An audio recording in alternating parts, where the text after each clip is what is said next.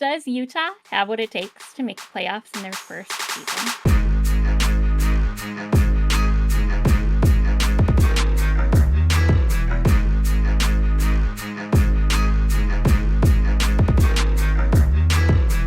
Welcome back, motherfuckers, to another Fucked Up podcast.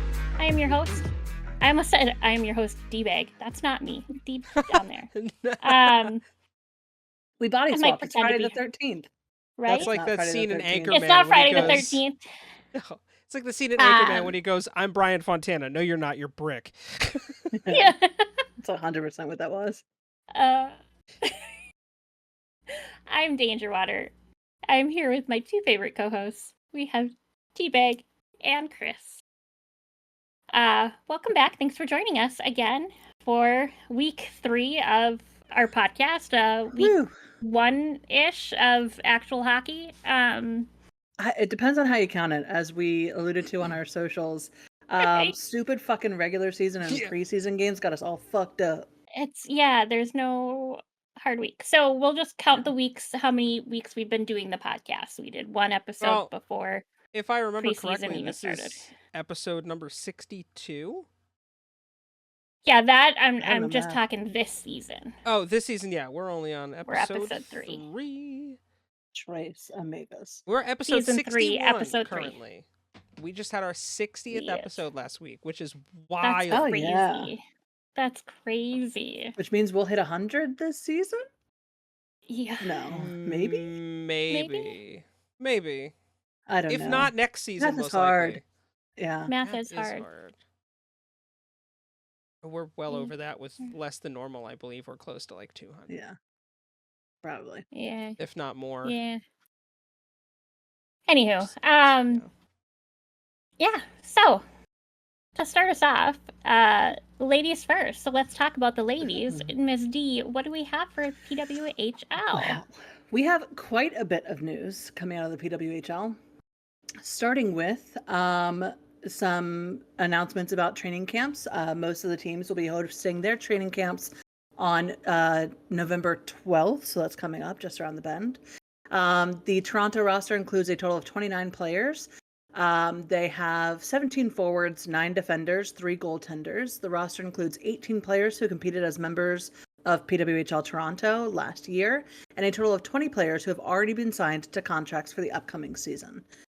Boston, also a roster of 29 players for training camp. Spoiler alert, most of them are 29, but there's a few that got a little bit extra, so we'll go over those. Boston, again, they're November 12th at the Boston Sports Institute is their training camp.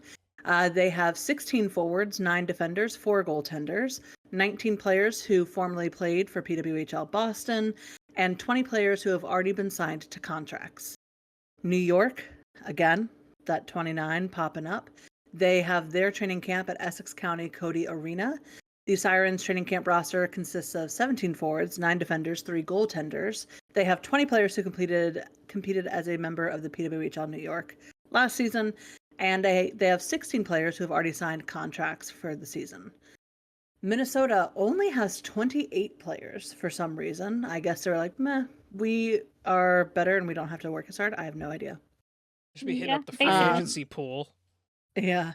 That too. Theirs will be at Tria Rink in downtown St. Paul, Minnesota.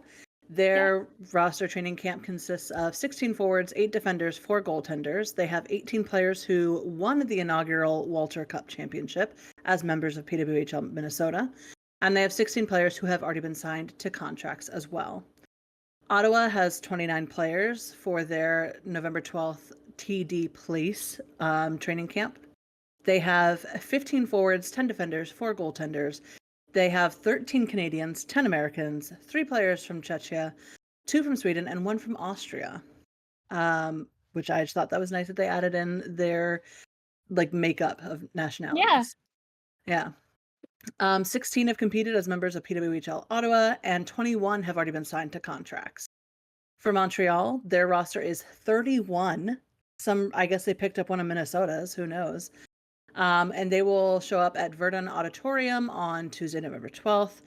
The Victoire training camp roster has 16 forwards, 10 defenders, and 5 goaltenders.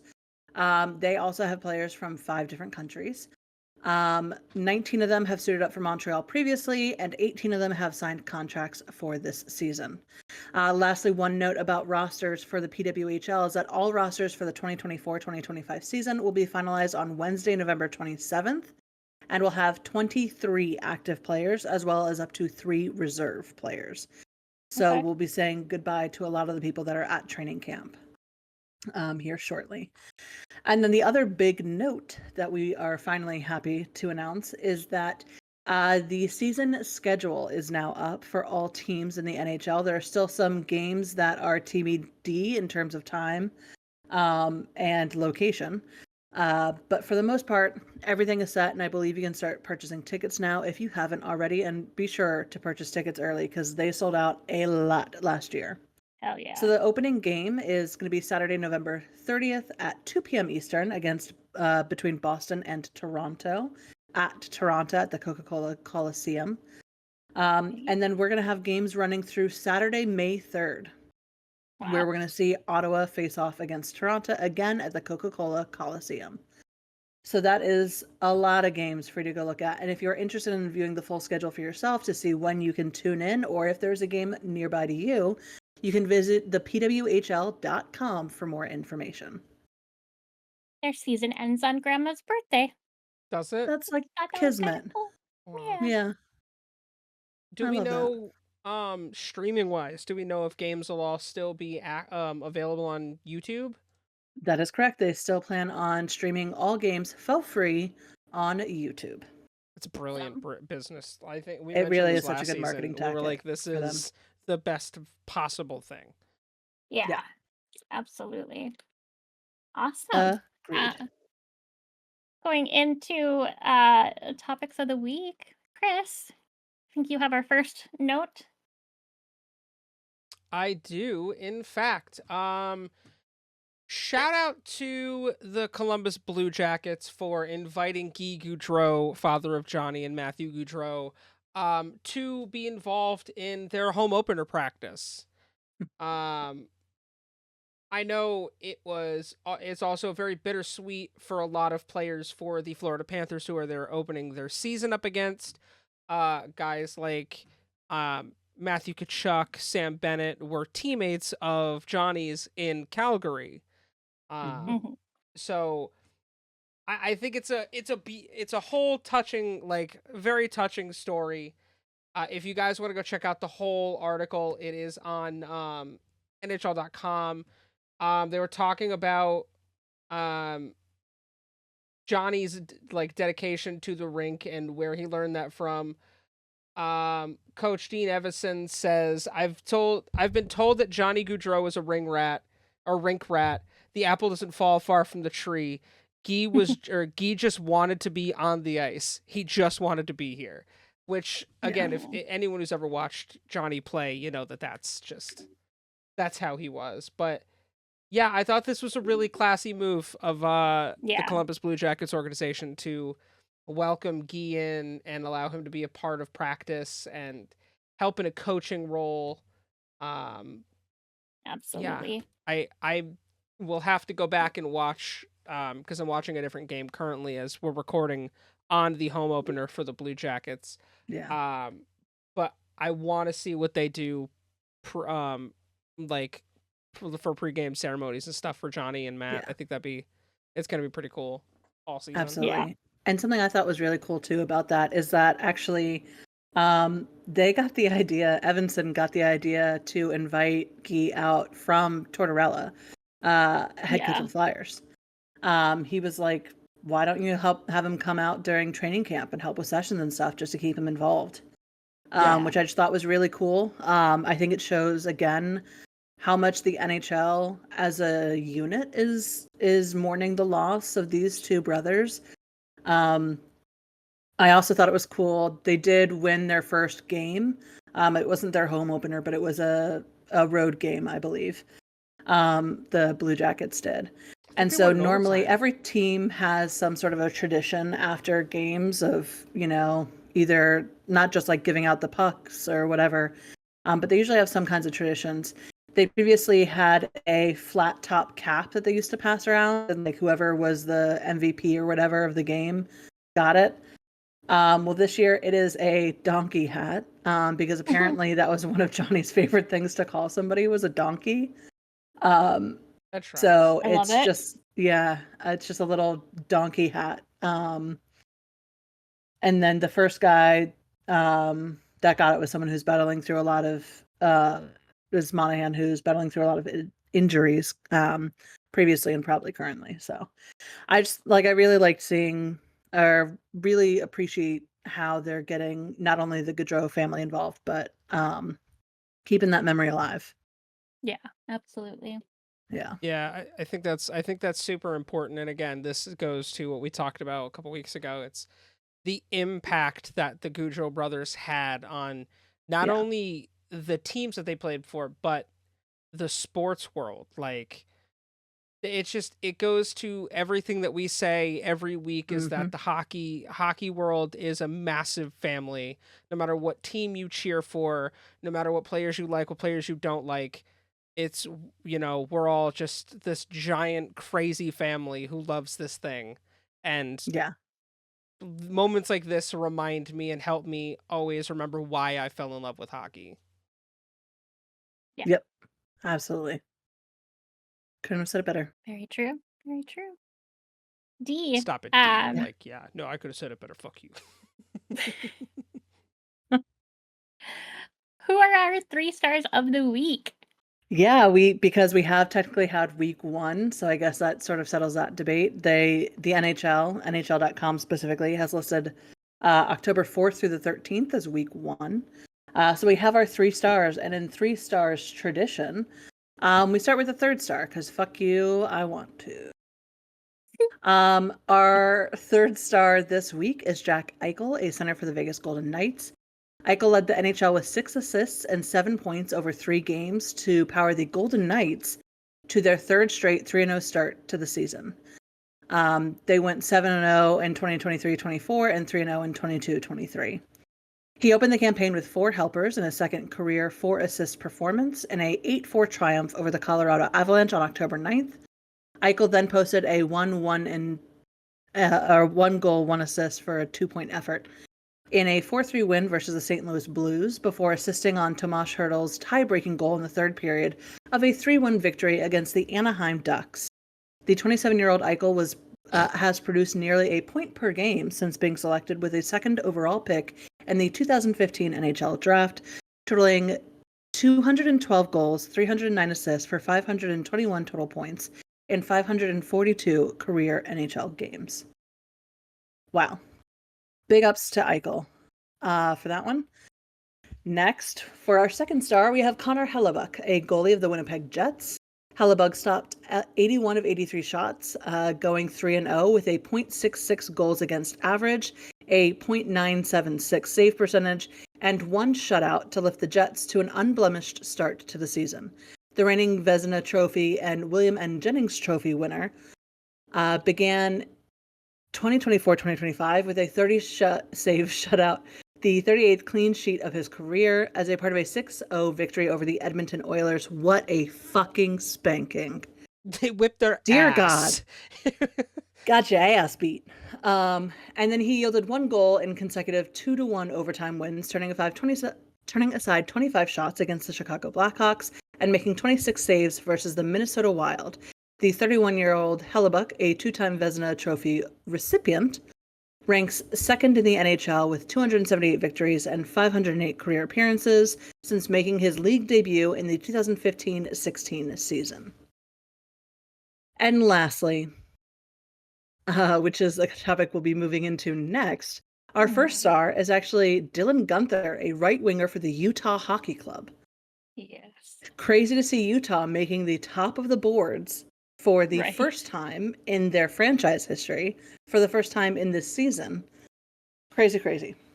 Right. Anyway, Guenther topped the NHL with 5 goals in 3 games to help the Utah Hockey Club, in their first week, post a perfect opening week, making them the 2nd franchise in league history to win each of their first 3 contests.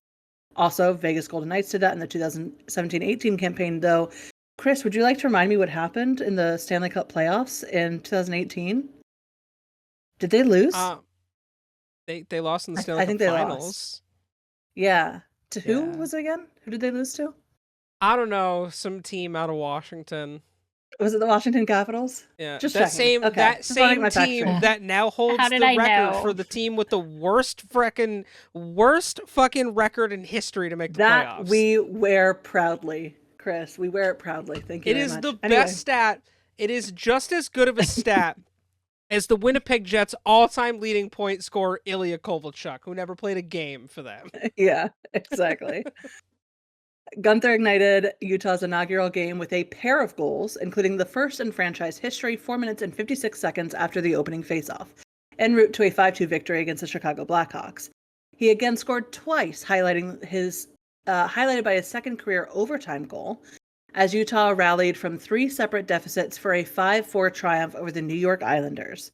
Gunther became the 5th player in NHL history to record multiple goals in each of the franchise's first 2 games, and he added another goal in a 6-5 overtime win against the New York Rangers, as he and teammate Barrett Hayton became 5th and 6th players in the NHL's modern era since 1943 onward to score in each of a franchise's first 3 games. The 21-year-old Gunther, who signed an 8-year contract extension with Utah on September 20th, has compiled 29 goals, 26 assists for 55 total points over 81 career appearances since being selected with the 9th overall pick in the 2021 NHL Draft. That is our first 3 stars of the week for this season, y'all. Awesome. Thank you. Yeah. Badass. And as you Right. said, that goes into the next topic, which is the early success that we're seeing with come out of Utah. So, as Dee mentioned, their first game was against Chicago, where they won 5-2. Their second game was against the New York Islanders. They won 5-4. Their third game and third win was against the New York Rangers, where they won 6-5. So they're putting up multiple goals Yeah. in each of those first 3 games. And then they got shut out by New Jersey on Monday of this week, the 14th. But and with lost that their shutout, first game of the season. With that shutout, we also got history. Journeyman goaltender, and I didn't even say journeyman, I think he's played for like 4 teams. But longtime goaltender Jake Allen broke a record. He now has he has a win against 33 different franchises in his career, Mm-hmm. which is insane. Yeah. Yeah. They also have Connor Ingram in goal, who has faced the most high danger shots with 18 in the NHL, stopping 13 of them. Yeah. That's crazy. Only behind Bob. That's the only one beating him out right now. Yeah. And who's shocked by that? Their next game is tomorrow night, Wednesday the 16th, against Anaheim. So we will wait with bated breath, I'm sure, to see Who how are we that... going to root for, Danger? Chris just slowly lifts his chest up a little bit so we can see his Ducks shirt. I Hey man. I do generally. We don't have Ducks I mean, here yet. I rocked an Anaheim Mighty Ducks starter jacket in middle school and high school. So that's dope. I do generally go for the Ducks. But it would be nice to see Utah, continue this streak that I think they did already, lose. Yeah, unfortunately. Well, right, but I mean, 3-1 to start. 3-1 is good. 3-1 is, let's get back on the track of winning. Yeah. Because then they have Boston, Ottawa, Colorado. Well, and what was the biggest thing we talked about last season with the Coyotes? They couldn't score a fucking goal to save their lives. Yeah. They had all of this offensive talent and they just weren't doing anything with it. Connor Ingram's a great goaltender. It's not his fault that they were so ass. And a huge part of that too, they weren't able to produce anything, but you have to wonder how much of the environment, first of all, being in fucking Mullet Arena, but second of all, having shit ass leadership. I'm not talking about coaches here. I'm talking about ownership, like team Ownership. ownership. Yeah. Having such shit leadership up top could not have been good for them. And now they go to Right. Utah, where, by all accounts that I've seen so far, the ownership there cares about the fan base, cares about the sport, cares about the players. And now they come out with a fucking 3-0 start. That's Yeah. crazy. That really And they goes to show you are that environment impacts so much. absolutely. They are also tied for first for Central Division with 6 points, and they're tied with Dallas and Winnipeg. So Wow. And that yeah, doesn't mean a whole lot in this first, full week of hockey, but it's still impressive being that this is their Yeah. inaugural season. well, It's still and something. we talked last week about the Central Division, how we thought it was the toughest. Well, guess what? Your name is now synonymous with the two toughest teams in the division. Like when you Right. think Mhm. of the Central, the Winnipeg and Dallas are like two of your top 3 teams. Yeah. So I think it's just as shocking as the Colorado Avalanche starting off in 0-3. But I also said last week I have all the confidence in the world that Utah can make the playoffs. Yeah. Didn't I call it last week that I thought the Avs were gonna fucking blow? This Just is saying. not a good start at all for them. Just saying. I called it. I called it. But again, like Danger said, the season's still super It's young. still so young. Yeah. So many teams have only, like, the Caps have played a singular game. This is your second game that you guys are playing right now. Yeah. So Yeah. there's some teams that, by the nature of the scheduling, are pulling ahead, and some that are trailing behind. I mean, And I do Edmonton think is also 0-3. But they started like that last year too, to be they fair. start I like that know. I'm every just year. saying. They I'm do just tend to feel start like. so bad. But So yeah, that bad. also is kind of shocking considering how they finished the season last year to see them Yeah. be 0-3 as well.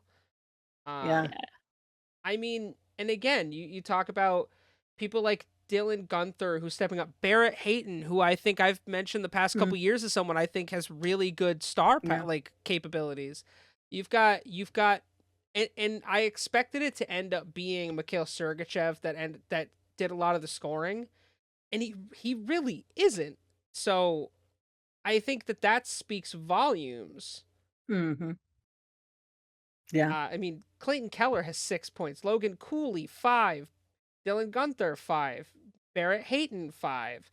Like everyone is playing the way they're supposed to be, and I Right. think this is the roster that we were all like, "Oh, they're a fucking joke," but watch out because I think to your point, D, what they needed was someone like the Smith family who Yep.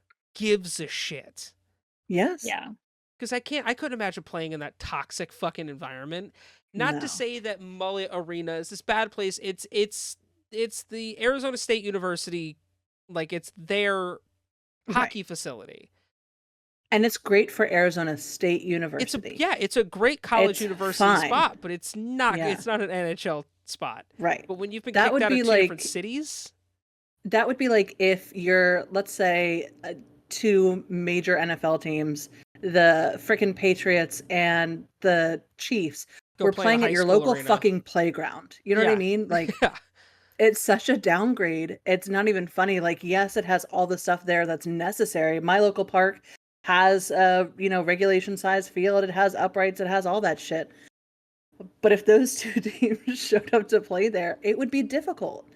Mhm. Yeah. It would be very, very hard for what they're used to when they go on the road and what they're used to when they play elsewhere. So And now shout they're out to playing in Utah, I guess. Yeah. Yeah. And now they're playing in an arena with that hosts an NBA team. So at least, and the Jazz At least have there's been a known to professional. have. Yeah.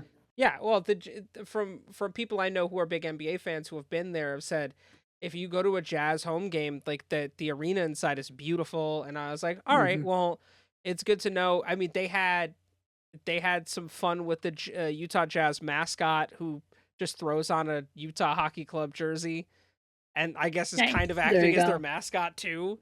Because they don't really have one right now, so might as Yeah. well just borrow yeah. one from your other team. Right. Oh, was that Hurdle who scored? I don't Did I know. just get fantasy points? I hope not. Fuck your fantasy, Chris. As I'm wearing a Golden Knights hat right now. I know. Eat shit, bitch. Anyway, And moving with that, on to our question of the week for this week, which I think is a great question. If you could add one NHL rule to make the game more fun or interesting, what would it be? D, I'm going to have you go first. man, I knew you were gonna do that. Well, I figured you wrote it. You probably have had more time to think about it. Well, so one of the ones that we've talked about before is one that they have already implemented in the PWHL, which is the idea of a jailbreak. If someone gets if you score shorthanded on a power play, then the penalty is dismissed, basically. And I think that that's a good one, but I don't know if necessarily that is what we're aiming for. I think that if you lose a fight, like if someone challenges you to a fight and you very demonstrably lose, you have to sit out for the rest of the game. There should be like an extra penalty box that's just like the corner of shame for being like a weak little bitch. The dunce have to cap sit gets there. put on your head. Yeah, 100%. You're done. So if you're gonna fight, you better fucking fight. Or you have to go play for the other team. Yeah, you just like trade jerseys with somebody. Yeah. Yeah, 100%. That's what I would like to see. But also like a legit one, the jailbreak one, I guess. But if we're just talking about like legit just to make it more entertaining and more like an episode of fucking, I don't know, wrestling or some shit. Like WWE meets NHL. Let's introduce that. Turn the NHL into fucking Rocket League. Mm-hmm. 100%. Chris, what is one that you had thought of? I mean, I feel like if you lose a fight, you should get an extra like minute penalty or something. Like, yeah. I'm here for the that. Loser penalty. Yeah. Or something like remove the ability to get icing or remove the non-icing portion of like a penalty kill. Like you can't just ice the fucking puck.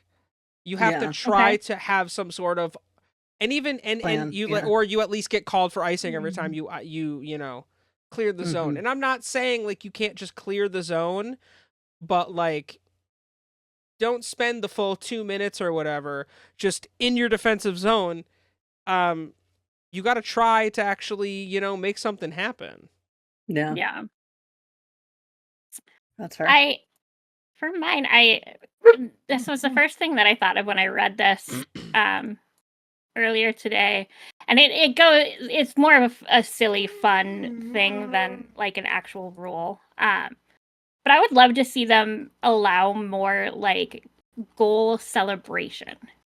Like you're allowed a little bit, but I would love to see a little bit more. Let the guys have more fun out on the ice. Without the potential for unsportsmanlike conduct calls. And I mean, like we're not as bad as the NFL has gotten it, but where you're not allowed to even smile if you fucking score a touchdown. But I just think it would be fun to see what the guys could come up with. Well, and even the NFL is a lot more lenient in the past few years than they ever have been. Like they're very much so. Like they do have like their rules, but for the most part, you've got group team celebrations and stuff. I remember like the potato sack race. That was fun. Yeah. But let them have. I remember when the excessive celebration penalties came out in the NFL, and I was like, I'm done watching football for a while because like that's half the fun. I know you couldn't even like spike the football and like do the Dougie. Like, no. Yeah. So yeah, I mean you're right, Chris, and that now you can at least do some things, and it's fun to see the team stuff. Yeah. How about if it's an empty net opportunity, the goalie has to shoot at the empty net. No one else can shoot the puck at the empty net. So if the other team pulls their goalie, yes. Or let the goalies shoot at each other in a shootout. That would be fun. That would be fun. That would be fun. You know, make it so a goalie has to be one of the players in the shootout. The goalie's the one that ends up winning the game. Yeah, that Right. would be pretty cool. Along those same lines, but yeah, just as And get something a yeah. little different. Yeah. Um, I feel like there's a it's lot of ways that you can go with this. Yeah. There's so many goalie fun fights are rules to be had. mandatory at least once a week. Right. It's on a rotating basis, but sure, we could do Yeah, that. one team. Yeah. Yeah, one goalie fight a Yeah. week. I don't give a Yeah. fuck what Yeah, teams it goalies, is. you Just figure out who you want to fight. Bennington only gets one. it'll be You've got to just Fleury and deal with it. Bennington. Yeah. No, Fleury's been Fleury will wanting to call. fight. Yeah, Fleury would call Yeah. out Bennington in a heartbeat Well, Yeah. everyone and will call ask out for him. Bennington and Right. fucking Matt Murray. Yeah, 100%. Yeah. Murray even playing anywhere right now? A lot of people will be pissed at Elvis Merzlikins too. To be fair, Mm-hmm. Oh, now that I'm Hartman must thinking have about scored. it, Yep. I know I just got an assist from Hurdle. Don't Um, mind us checking our fantasy scores. I know we're Well, Matt just we're texted in a me, tense race. let's go Hartman. So I'm assuming that means that I Yeah, just don't want my Hurdle team to and disappoint me. Stone. That's all I want. To be fair, To be fair. yeah, with an assist from Kirill Kaprizov. Yeah. not too bad.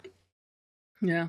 Awesome. Yeah, no, that was a good question. I think that that's a fun thing to think about it. And everybody listening out there, if you have a fun or not a fun rule, if you want to take it more seriously and come up with something, let us know down in the comments or email us or carrier pigeon message us. Or carry What a you pigeon think? somewhere. Yeah, know? just walk. In your hand. Please walk up to me on the street with a pigeon in your Just hand. hand and me a say, pigeon. Here, hand me the pigeon, and then, like, out of your pocket, take the note out and go, this is Yeah. my answer to that question. We also accept But you messages have to in say, a bottle. "Milady, a message." Milady. Hey, yeah, fucking bell. Milady. Hear ye, hear ye. Get a wooden box that you have to stand up on. Mhm. Anyway. Be it Barker, yeah. Yeah. Yeah. Amazing. Next, No going notes. into Naughty Boys. We don't have any new Naughty Boys this week, which I suppose is a good thing. We've had 3 Okay. already. So yeah, so far everybody was well behaved in that first week of actual games. Those bastards. Everybody gets a gold God star. damn it. Everybody can have a cookie. That being said, though, we do have a few new injuries to talk That's about. fun. For Anaheim, we have Jackson Lacombe, who is out with an illness and listed day to day. Boston and Buffalo don't have anybody new injured. For Calgary, we have Kevin Rooney, who is undisclosed, listed as IR, expected to be out until October 19th. For Carolina, we have Brendan Lemieux, undisclosed, expected to be out until at least October 18th. Chicago doesn't have any new sicknesses or injuries. For Colorado, we have Devin Toews, or Taves. I can never say his name right. Taves. Yeah, I always want to say Toes, because that's how it's spelled. Yeah. He's out with a lower body injury. He is listed as day-to-day. And Jonathan Drouin, the upper body injury, expected to be out until at least October 22nd. No new injuries for the Columbus Blue Jackets. The Dallas Stars, we have Matt Dumba with a lower body injury. He is expected to be out until November 1st. And Tyler Seguin with a lower body injury as well, expected to be out until at least October 17th. For Detroit, we have Christian That's a big Fisher. loss for them. Yeah, losing Sagan for this early in the season. Yeah. I mean, thankfully it's a couple of days at this point, because that was updated on the 15th. So that's what, today? Yeah. So thankfully it should just be a couple days, and it might, I don't even know what their schedule look like, so that might be their next game, Right. But for Detroit, we have Christian Fisher out with an upper body injury listed as day-to-day, and Jeff Petrie, upper body injury listed as day-to-day. No new injuries for Edmonton. For Florida, we have Alexander Barkov, lower body injury, expected to be out until at least October 26th. me. And then Matthew Tkachuk out with an illness, expected to be out until at least October 22nd. And I think I heard a bird tell me he might have COVID. So Yeah, I think I heard hopefully it that was doesn't get COVID. extended Ooh, no. longer than that. You know, nowadays COVID seems to be running like that week-long course for most people, and they're not seeing as many cases of long COVID as we once did. But Which is it good. still can be tough to beat, especially when you're an athlete and you gotta, you know, you need your lungs to work properly to really perform at the top of your sport. For LA, I scrolled wrong. Okay, panicked for a second. For LA, we have Joel Edmondson. He's out with personal issues, listed as day-to-day. For the Minnesota Wild, we're falling apart already. We have Joel Eriksson Ek out with a nose injury. I'm assuming he broke his nose. I don't know. It probably happened in a practice. Yeah. I'm assuming, because we have only played one game. Well, no, we've played 3, but anyway, I don't think he got hurt in a game, but I don't have Grandma here to tell me all the details of the games that I can't watch. But he is expected to be out until at least October 19th. We have Jared Spurgeon out with a lower body injury, expected to be out until at least October 19th. Please, sweet baby Jesus and Grandma, let Spurgeon not end up hurt for the entire fucking season. Like, I see lower body, and I worry it's his back again, or hip, or whatever it was last year that kept him out the majority. Let's say he missed a good portion of the season last year. He missed a huge portion of the season, and he's our captain, and like not having him around for a big portion 2 years in a row would really suck. For sure. Plus, that makes me worried about, is it just going to be a recurring injury no matter how, you know, much he heals? I don't know that it's the same area, but I'm speculating. And then we have Marcus Johansson. He has undisclosed injury. He is listed as day-to-day. No new injuries for Montreal, Nashville, New Jersey, New York Islanders, or the New York Rangers. The metropolitan this new area way is of healthy. doing it this way is weird. It makes me uncomfy some days. For Ottawa, we have Linus Ullmark. He has a strain. He is listed as day-to-day. Ridley Greig, upper body injury, expected to be out until at least October 29th. Matthew Highmore. Matthew better not be getting high anymore. He's not getting high any less either. But Matthew is listed as IR, expected to be out until at least October 17th. And then Artem Zub, upper body injury, listed as day-to-day. For Philadelphia and Pittsburgh, we have no new injuries. For San Jose, we have Macklin Sabrini, lower body injury, listed on IR, expected to be out until at least October 20th. Seattle, we have Vince Dunn, upper body injury, listed as day-to-day. For St. Louis, we have Alexander Texier. Yeah. Upper body injury on IR, expected to be out until at least October 17th. No new injuries for Tampa Bay. For Toronto, we have William Nylander. He's got an illness, listed as day-to-day. And Joseph Woll, lower body injury on IR, expected to be out until at least October 16th. For Utah, we have Sean Druzy. Upper body injury, expected to be out until at least December 18th. Ouch. Ooh. What happened to him? Yeah, I don't remember what happened. I think it was in... Let me double check. That must be a big... Yeah. Upper body. I'm just curious. Is it gonna tell me? I don't want to subscribe to your newsletter. Leave me alone.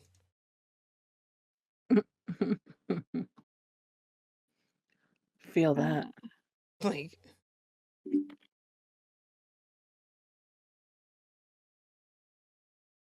here we are trying. I want to see if there's like video of the injury.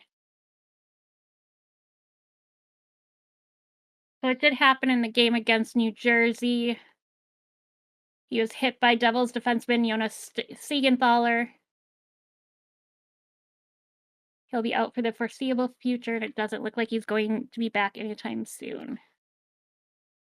So that's my biggest gripe with the NHL. Like, why are we so fucking secretive about the injuries? Like, what? Right. Yeah. Why? Well, and I can understand like the initial report that night being a little more elusive because they haven't had a chance to see like specialists yet, right? Right. But once you've seen a specialist, like let people know what's going on. And it's But I think that only that's why they don't is because they want to prohibit like other players from like going, Right. oh well, he has a bad Well, whatever, let targeting me it. target it. Yeah. But like maybe you should have other But like, rules in place that discourage targeting. well, I was I just don't gonna say, like, why can't we all be grown fucking men and Yeah. not target an injured area Yeah. purposefully? It Like, appears to of be course. his left shoulder. Okay. I wonder if he dislocated it or tore his rotator cuff or something, Yeah, I was to say, depending he on could how. have I'm fucked trying up to his find like rotator video cuff. of the hit. Probably find it on YouTube. Yeah. Yeah. Just because with my background, I like to speculate and see if I think based on how they landed and how they get up and things, sometimes I Yeah. can tell. See, And not you to toot like my to own horn. well, you like to speculate because you Oh, understand the human body. I like to the speculate because I'm body a shit. mechanics. So it says there's no specific video that shows the exact moment of the injury. Well, it should show the hit that occurred. Right. Like, I'm sure Siegenthaler didn't hit him multiple times. Imagine. He just straight up punched him in the head. That's the only one that Siegenthaler hit that entire game was Yeah. Just Jersey. cross checks the shit out of him like 7 times. Right. Stay down! Stay down! But yeah, that to me sounds like it's probably a rotator cuff tear or a bad dislocation. There's a good chance. Maybe collarbone. He could have broken a I'd say could have broken collarbone. his collarbone. That would for sure keep him out for a couple months. You know, any of those things. If it was a torn rotator cuff, I feel like he'd be out for a lot longer than 2 months. Not necessarily. It depends on where it's torn, because there's the four muscles and how bad. So if it's going to need surgery or not. It's just like a knee, where if you fuck up the ACL, like you could sprain it 9 without months. tearing it. Yeah. For those who don't know. Yeah. And it sucks. Because who was it that we were just talking about that had a knee thing and isn't going to be out for that long? Oh, well, Patrick Laine he sprained his knee and he's out for 2 months. Yeah, but that's just a sprain, so it's hard to say. Oh yeah, but hopefully, wishing him the best, because that definitely sucks, man. Yeah, it's not fun. Yeah. No. And shoulders are messy. That makes me go collarbone maybe more. There's a good chance. Maybe. So it'll be interesting, and I'm always intrigued to listen like the rest of the season when he does come back, because then sometimes they open up a little bit more about what the injury was as they come out of it. Right. Yeah. Very true. But so we'll have to see. For Vancouver, we have Tyler Myers, who's out with a lower body injury, listed as day-to-day. No new injuries for Las Vegas. For Washington Capitals, we have Matt Raw. Lower body injury expected to be out until at least October 22nd. And no new injuries for Winnipeg. Wow. Fucking Roy over there getting hurt. Yeah. Is it Roy or Wah? Isn't he related to Patrick Wah? Oh, okay. It's Wah. Okay. I wanted to make sure, because I'm like, he's related, right? It's spelled the same way, yeah. Good old fucking I'm pretty sure Roy. we looked it up that they're... I think it's a nephew. I don't believe they're related. I could be wrong.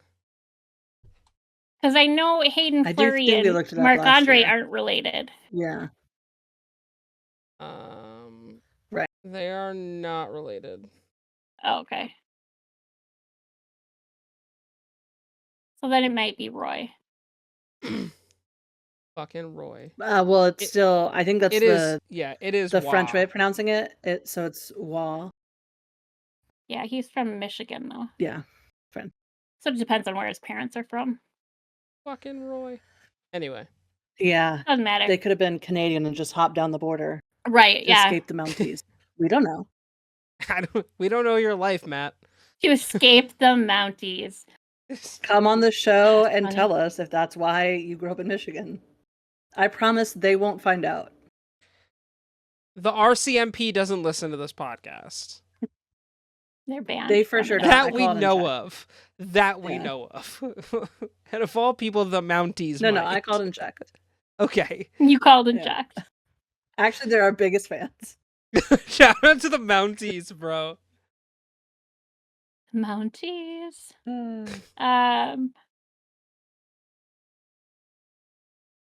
That's too funny. Sorry. Anyway. I am going down a rabbit hole of family members. That's a whole fucking vibe. Right? Yeah, been But there. anyway, that's what we have Mhm. for injuries. And then, like we said, no fines or suspension updates. Moving on, Chris, do you have our update for the fantasy hockey leagues? I do. We do, in fact, have wins and losses on the board after week 1. I will go through them as followed. Myself, the Letterkenny Irish, beat Gosmall Northeastern Maulers 97.1 to 84.6. The Wild Weasts, which is our buddy Wes, he beat Gordon Bombay, aka Danger Son Matt, 92 to 69.1. It was that. That's a brutal loss. Yeah. Yep. That's okay though. He'll bounce back. Nice number, brutal loss. Moving on. Well, he's so in Matt's defense, he has been making some moves. It looks like today, so we'll Yes. see if maybe he can That's what I find mean. some new chemistry and get that back on track. This is by no Yeah. means. I mean, the season's long enough. He'll be fine. He'll be fine. D and Danger did battle this past week.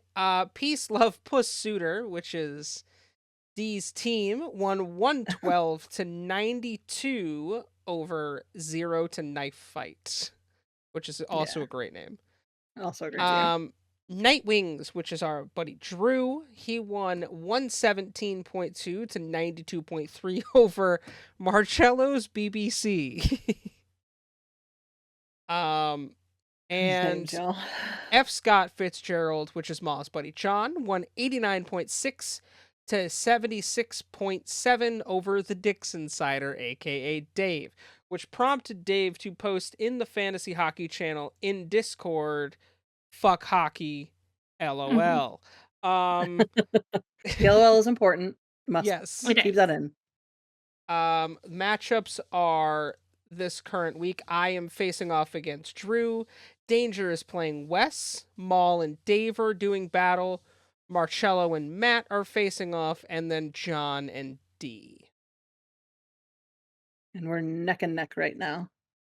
You guys are close. 18.4 to 18.8. Wes is losing 30.1 to 5 right now. Yeah, Danger's fucking killing it. Whipping his ass. Beating his ass. Yeah, Oh, that's Yeah. brutal. That's really bad. Oh, and as we're talking, I'm just seeing my points go up. Yeah.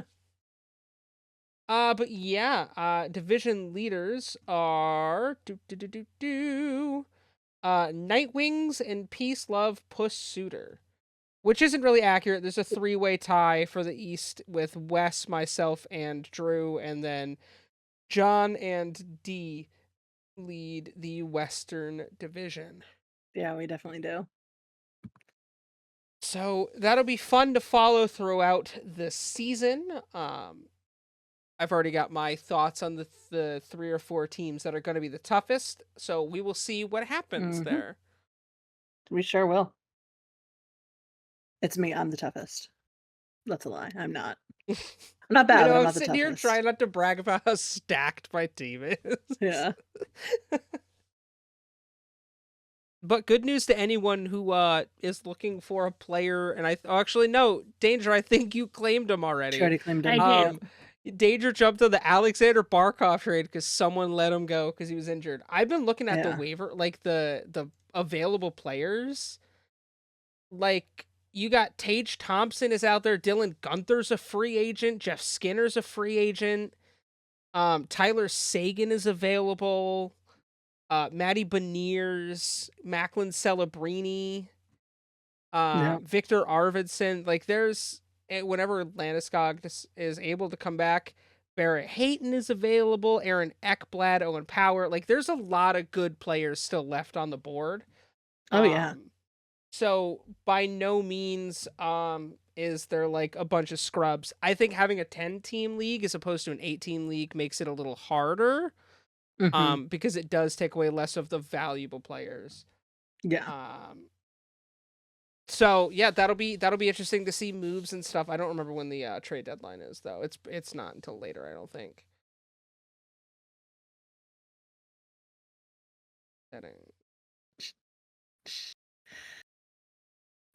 Sorry, we're winning right now, and I'm just really excited about it. You guys are winning 4 Let to me be 1. happy.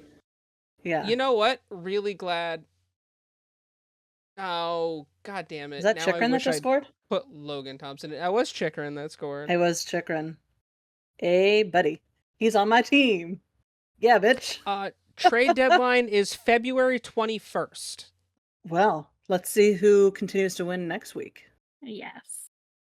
if any of us. Maybe we'll all lose. Excuse me. Thank you. There it is. Whoop, there it Been is. sitting there for fucking ever. Yeah. I've never thanked myself for burping before. Okay. Lastly, I think everybody's favorite segment of the show, Mhm. time for the obscure NHL player of the week. Chris, who do you have for us? So, as promised, we discussed Jeff Bukaboom last week, who was Mhm. number 2 all-time penalty minutes in franchise history for the New York Rangers. Well, today we have the number 1 guy. Our obscure NHL player of the week is Ron Greschner. Greschner was Okay. born December 22nd, 1954 in Good Soil, Saskatchewan. Yeah, that is just straight up good soil. Good soil. Saskatchewan. The Got it. left-handed defenseman was drafted. Fun fact, he is one of multiple players in 1974 to be drafted in 2 different leagues. In the NHL draft, he was taken 32nd overall by the New York Rangers. In that same year, he was drafted 34th overall in the WHA draft by the Vancouver Blazers. He never played for the Blazers.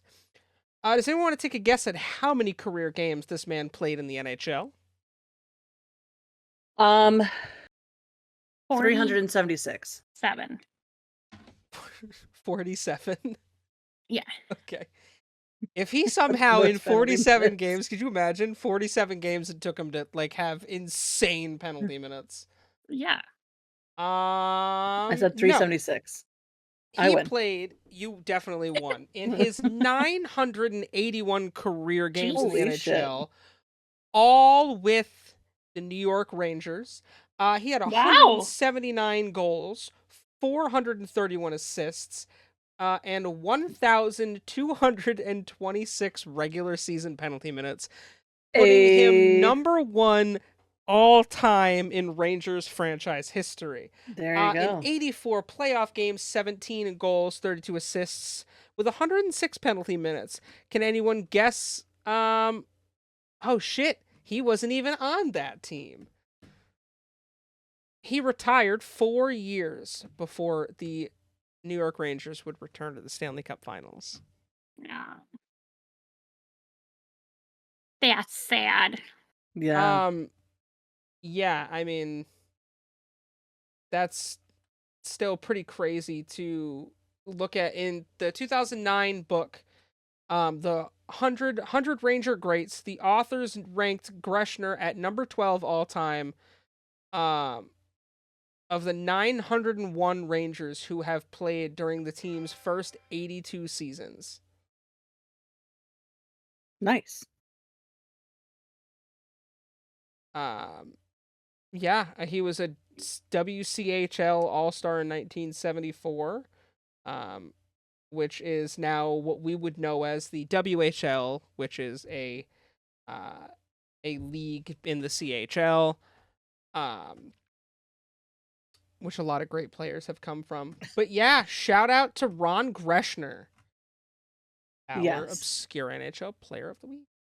I just looked up most penalty minutes for my team, and shoo, Is it shocking? it's a lot. It's more than Greschner in less games played. I'll tell you that much. Who's the player? Chris is gonna have to tell us on a different week. I already know, but Chris will have to inform us later. Wow. Right? Wow. Okay. There was not that many less games, but yeah, holy shit. Ours Holy is a player shit. I don't even remember. That's impressive. Yeah. Should that just be the theme this year? Is just that teams? the theme this Yeah. season? Team I think players, so. yeah. That's Yep. I'm in. I think we found not it. the right. I clicked on the That'll be name, really but easy when we probably get to not. Utah Hockey Club, Right. because they have like 4. This is actually it this season. So Bogo already has 4 minutes in the box. That tracks. Double everybody else. Brodeen has 2, Foligno has 2, Middleton has 2. Those are all of the names I expect to see on the top 4 for us. There are 45 players tied with the fewest career penalty minutes for the Wild with 0. Wow. That's actually kind of impressive that we've had 45 players never get a penalty. Well, Yeah. none of them will top my boy Tiger Williams with almost 4,000 penalty Yeah. minutes. The fucking goat of being in the Yeah. box. Rick Tockett's on this list too, by the way. So is Craig Berube. That's awesome. Falls high penalty minutes. Yeah. Well, Mother Puckers, we want to thank you for joining us again on another week of the Pucked Up podcast. Thanks for coming along on the ride with us. I, for one, am certainly excited to see where this season takes us. I think it'll be a roller coaster of emotion and other I'm in a the glass emotions. case of It's emotion. emotion. Gonna crawl over this wall of hatred. If you guys are still watching right now, let us know who you think's going to win the Fantasy Hockey League.